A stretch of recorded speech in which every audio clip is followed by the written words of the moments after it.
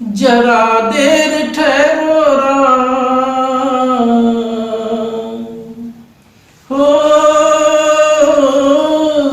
जरा देर ठहरो राम, तमन्ना यही है अभी तुमको जी भर के देखा नहीं है।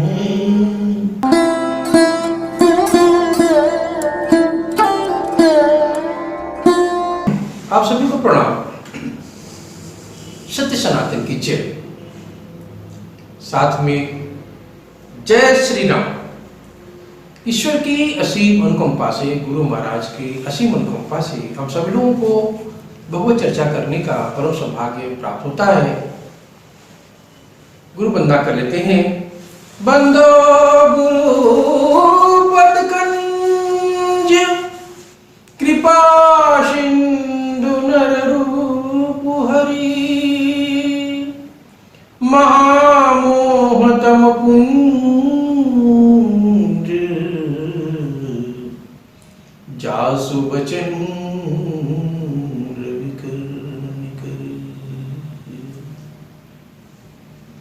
आज देखें पूरे विश्व में राम और नाम की गूंज हो रही है। सभी आनंदित हैं, प्रसन्न चित्त हैं। पूरा भारत देश हमारा इस वक्त राम भक्ति से सराबोर है। अब आप समझें कि शायद इसी प्रकार से जब प्रभु श्री राम इस धरा धाम पे अवतरित हुए थे, तो इसी तरह से एक जन सैलाब, जैसा आपने कल देखा कि किस प्रकार से हर चौराहे पर, हर गली पे लोग प्रभु जय श्री राम का नारा लग रहा था। गली गली में हर एक बच्चा ये बोलेगा, बड़े प्रेम से सारे बोले जय श्री राम से। इस तरह के नारे सब सुनाई पड़ रहे थे। कुछ समझ नहीं आ रहा, कुछ लोग गाने सुनने की स्थिति में नहीं थे सिवाय प्रभु श्री राम के। जगह जगह भंडारे चल रहे थे, जगह जगह लोग मिठाइयां बांट रहे थे, एक दूसरे से गले मिल रहे थे। इतना आनंदित, इतना राम भक्ति का जो एक परिदृश्य सामने खड़ा था, पूरा देश अचंभित था कि प्रभु राम ने वास्तव में इस जो प्राण प्रतिष्ठा हुई स्वयं खड़े होकर के देख रहे हैं। और मैं आपसे ये भी बताना चाहता हूं कि यदि उस जो प्राण प्रतिष्ठा हुई रामलला की, आप उनकी आंखों में झांक करके देखें तो जैसे लगता है कि वो आपसे कुछ कह रहे हैं। कह रहे हैं कि हे प्राणी, संसार में अपना काम तो करो, लेकिन मेरे नाम का भी सुमरण करो, भजन करो, जिससे कि जो मैंने तुमको ये शरीर दिया और इस शरीर में अपने अंश यानी हमें अपने प्रकाश का आत्मा के रूप में तुम्हारे शरीर में डाला, और यही आत्मा फिर हमारी तरफ आएगी। हम ही इसके ब्रह्मांड के नियंता है और हम इस जन्म मरण के चक्र को चलाते रहते हैं। और छुटकारा पाना है तो हम जो मैं तुम्हारे में रमण कर रहा हूं उसको समझने का भी प्रयास करना होगा। आप सभी को बहुत बहुत बधाई, बहुत बहुत शुभकामनाएं कि आप सभी उस ऐतिहासिक क्षण में पैदा हुए हैं, उस ऐतिहासिक परिदृश्य को देख रहे हैं। आपको नहीं पता है कि कितना लहू बहा है, कितने लोगों ने इसको बलिदान दिया है।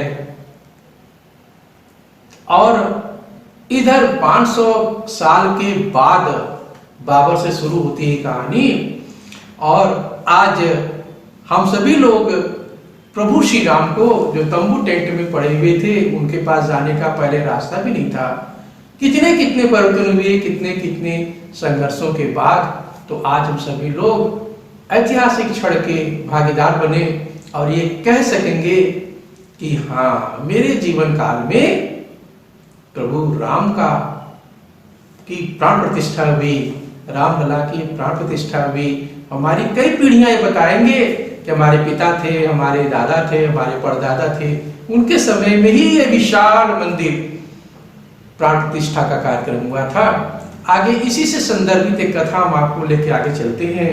अरण्य कांड में देखिए प्रभु राम ने सामाजिक समरसता कैसे बनाई, और कभी आपको कोई दिशा न मिले जीवन में कठिनाइयां हो, तो आपको सिर्फ इतना करना है, प्रभु राम के उस चरित्र का स्मरण करना है कि कैसे वो भाई के लिए जिए, कैसे पत्नी के लिए जिए, कैसे पिता के लिए जिए, कैसे अपने ससुर के लिए जिए, सास के लिए कैसे जिए, कैसे दोस्त के लिए जिए, मित्र के लिए कैसे जिए, कैसे सेवक के लिए जिए, और कैसे स्वामी की तरह रहे, कैसे राजा की तरह भी रहे।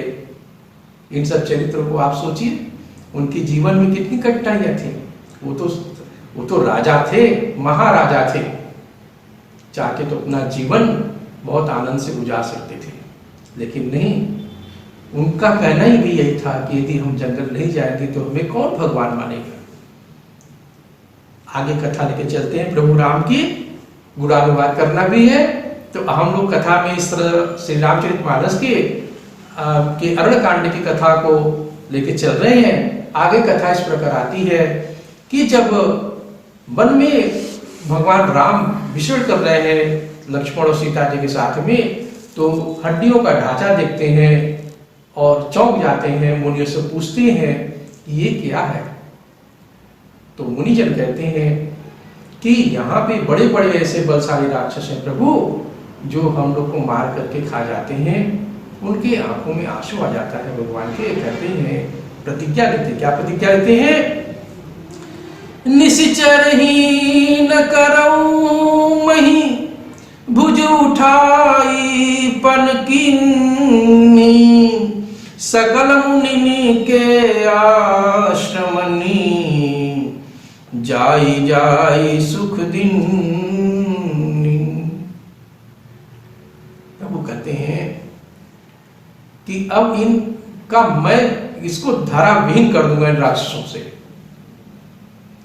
और प्रतिज्ञा लेते हैं, प्रण लेते हैं। उसके बाद मुनिजनों को आश्वासन देते हैं कि आप बिल्कुल से आप निश्चिंत रहिए, आप परेशान मत होइए, अपना जो प्रभु का कार्य है उसको आप करते रहिए। अब इसी संदर्भ में कथा और आती है कि अगस्त्य मुनि के शिष्य सुतीक्ष्ण थे, वह मन वचन कर्म से प्रभु के सेवक थे। उन्होंने जो ही ये सुना कि प्रभु आ रहे हैं, प्रभु श्री राम आ रहे हैं, तो उनके दर्शन के लिए वो दौड़ पड़ते हैं। अब ये कथा जो श्री रामचरितमानस में कथा 3 जगह मैंने शुरू में पहले बताया आपको कि कथा जो है महादेव जी पार्वती जी को सुना रहे हैं, काकभूषण जी गरुड़ जी महाराज को सुना रहे हैं, या देवल जी भरद्वाज मुनि को सुना रहे हैं। तो ये कथा तीनों जगह चल रही है। लेकिन अब यहाँ पे महादेव जी पार्वती से कहते हैं कि देखो पार्वती, प्रेम में निमग्न ज्ञानी मुनि सुतीक्ष्ण जो है कि दशा उनकी कहीं नहीं जाती कि कितना वो प्रेम से विवल है, क्योंकि वो भी आत्मज्ञानी है। अब मुनि की परम प्रीति देख प्रभु श्री राम उनके हृदय में प्रकट हो जाते हैं। मुनि को प्रभु कई तरह से उठाते हैं, किंतु मुनि की सुधि लौटती ही नहीं है। आप इसको कपोल कल्पित ना समझे। ध्यानावस्था में जब उस परमानंद के प्रकाश का दर्शन होने लगता है, तो वास्तव में आपके शरीर की सुध बुद्ध नहीं रहती। तब प्रभु श्री राम अपना चतुर्भुज रूप दिखाते हैं उनको। अब जब चतुर्भुज रूप यानी उस परमानंद प्रकाश का जब दर्शन करा देते हैं, तो मुनि सुतीक्ष्ण तब जो होश में आते हैं कि देखते हैं कि प्रभु श्री राम सीता और लक्ष्मण सहित विराजमान हैं। तब वह अकुलाकर उठ खड़े होते हैं, दंड के समान चरण में गिर पड़ते हैं। प्रभु ने उन्हें सीने से लगा लिया। तब मुनि हृदय धीर धरी, गई पद बारहि बार, निज आश्रम प्रभु आन करी, पूजा विविध प्रकार। तुलसीदास जी महाराज कहते हैं कि तब मुनि बारंबार प्रणाम करते हैं और अपने आश्रम में साधक को ले आते हैं, उनको बैठाते हैं और विविध प्रकार से उनकी पूजा आराधना करते हैं। प्रभु कहते हैं उनके सारे क्रियाकलापों को देख करके कि सिवाय मेरे सिवा किसी और को नहीं जानते, का स्मरण नहीं करते मुनिजन, तो उनको कहते हैं हे मुनिश्रेष्ठ, मैं तुमसे बहुत प्रसन्न हूँ, जो वरदान चाहते हो मांग लो। क्योंकि उन्होंने चतुर्भुज रूप में दिखा दिया था। मुनि कहते हैं कि मैं क्या मांगू, क्या शेष रह जाता है। आपके दर्शन करने के बाद तुलसीदास जी महाराज आगे बताते हैं, अनुज जानकी सहित प्रभु चाप बाण धर राम, मम हिया गगन इंदुइव बसहु सदा निह काम। देखिए प्रभु राम के मंदिर का जो निर्माण हुआ वो ऐसे ही लोगों का शौर्य था, प्रताप है कि जिनके मन में, हृदय में श्री राम बसते हैं। तुलसीदास जी महाराज कह रहे हैं कि हे प्रभु, अब वरदान मांगने को प्रभु राम कह रहे हैं, लेकिन सुतीक्ष्ण मुनि बारह बना करते हैं, कहते हैं कि आपके दर्शन के बाद क्या बाकी रह जाता है। फिर प्रभु जिद करते नहीं, कुछ तो ले लो, मेरा दर्शन व्यर्थ नहीं जाता। तो वो कहते हैं प्रभु लक्ष्मण और सीता के साथ धनुष बाण लेकर सदा मेरे हृदय में ऐसे बसो जैसे कि आकाश में चंद्रमा निष्काम विराजमान रहता है। प्रभु श्री राम कहते हैं ये वस्तु तथास्तु, ऐसा ही होगा। अब आगे प्रभु बोले कि बताते हैं, कुछ सुतीक्ष्ण मुनि कहते हैं कि भैया अब ऐसा देखो कि अब मैं अगस्त मुनि के पास चलूंगा। अब सुतीक्ष्ण मुनि को भी साथ में रहने का बहाना मिल जाता है, वो तो इसी अवसर तलाश में भी थे, कैसे प्रभु के साथ और मैं रहूं। तो अब सुतीक्ष्ण मुनि हाथ जोड़ कहते हैं प्रभु मैं भी आपके साथ गुरुदेव के पास चलूंगा, क्योंकि ये अगस्त मुनि के शिष्य हैं और अगस्त मुनि के पास प्रभु को जाना है, चाहूंगा। उनका दर्शन किए बहुत समय हो गया। प्रभु उनकी चतुराई देख करके लक्ष्मण सहित मुस्कुराने लगते हैं। शीघ्र ही सुतीक्ष्ण मुनि गुरु के पास पहुंचकर साष्टांग प्रणाम कर उनसे कहते हैं गुरुवर गुरुवर, प्रभु श्री राम लक्ष्मण और सीता सहित पधार रहे हैं। अब अगस्त जी को तो सब कुछ मिल गया, वो तो इंतजार कर ही रहे थे। यह सुनते ही अगस्त जी दौड़ पड़ते हैं, प्रभु के दर्शन करते ही नेत्रों में जल भर आया। जब दोनों भाई मुनि जी के चरण का कमलों में जा पड़े तो अगस्त जी ने उन्हें सीने से लगा लिया। अब देखें वहां जितने मुनि वृंद थे, यानी मुनियों का समूह था, साधु संतों का समाज था, शिष्य थे, सभी आनंद कंद दोनों भाइयों को देखकर आनंदित हो गए। प्रभु आगे कहते हैं सबसे कि हे मुनि श्रेष्ठ, आपसे कुछ छिपा नहीं है। अगस्त मुनि से वो कह रहे हैं कि आपसे कुछ छिपा नहीं है, आप मुझे वह मंत्र दें, वह दिशा दें जिस प्रकार में देवताओं के द्रोही राक्षसों को मारूं। यह सुनकर ऋषि मुस्कुराने लगते हैं। अगस्त ऋषि कहते हैं कि प्रभु आप ये बात हमसे पूछ रहे हैं क्या, जानबूझ करके पूछ रहे हैं क्या? हे नाथ, मुझसे क्या जानकर पूछा? आप तो ब्रह्मांड के नियंता हैं, अंतर्यामी हैं, आपसे सृष्टि है और आप ही उसका संचालन करने वाले हैं। आप ही निर्गुण हैं, निराकार भी हैं और आप साकार होकर इस धराधाम को राक्षसों से मुक्त कराने आए हैं। आप वही कीजिए। हे प्रभु, इस पवित्र, अब आगे एक रास्ता बताते हैं अगस्त मुनि। हे प्रभु, एक पवित्र मनोहर पवित्र स्थान है जिसका नाम है पंचवटी। आप उस दंडक वन को पवित्र कीजिए और मुनि श्रेष्ठ के उग्र शाप को नष्ट कीजिए। प्रभु अब आगे प्रभु पंचवटी की तरफ बढ़ते हैं। अब आगे तुलसीदास महाराज कहते हैं गिद्धराज से भेंट भई, बहुविधि प्रीति बढ़ाई, गोदावरी निकट प्रभु रहे परन गृह छाई। वहां उनकी मुलाकात गिद्धराज से होती है और बहुत प्रकार से उनकी दोस्ती होती है और वो गोदावरी के निकट प्रभु अपना झोपड़ी बना करके, पट कुटी बना करके वही रहने लगती हैं। आगे कथा में आप देखेंगे कि किस प्रकार से स्फोटका आती है, वो कथा हम लोग अपने एपिसोड में सुनते हैं। एक छोटा सा भजन। जरा देर ठहरो राम, हो जरा देर ठहरो राम, तमन्ना यही है, अभी तुमको जी भर के देखा नहीं है, अभी तुमको जी भर के देखा नहीं है।